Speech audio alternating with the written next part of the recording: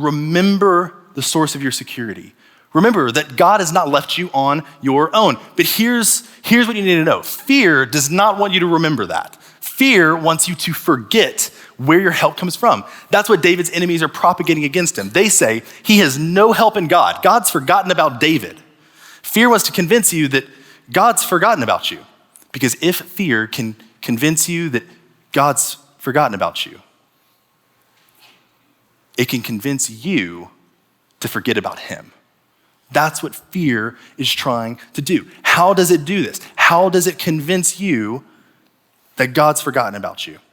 That you don't have a source of security? It magnifies your problems to the point that they're all you see. You see, fear wants to fix your attention on how bad things are so that you forget how good God is. But if we learn anything from David, we learn this.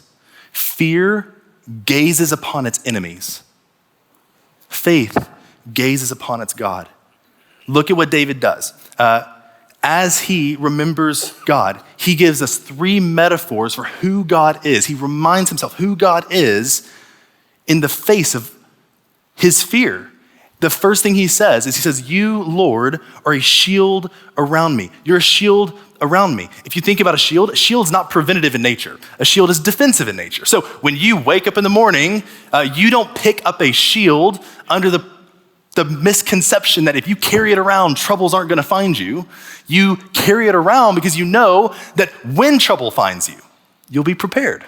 That's why you carry a shield. It's defensive in nature. When my wife and I were dating in college, we went to Texas A&M, whoop, awesome. And when we were there, she was a better student than I was. She would stay up late at the library and prep for her exams. I would go home. I would not stay at the library. But when she would make her way across campus after finishing her studies to her car, I would tell her, hey, will you call me?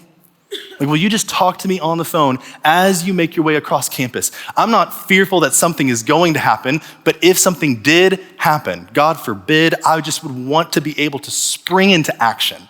Like, I would want to be prepared should something happen. The same is true for David. He sees the Lord as a shield around him, one that protects him should something happen.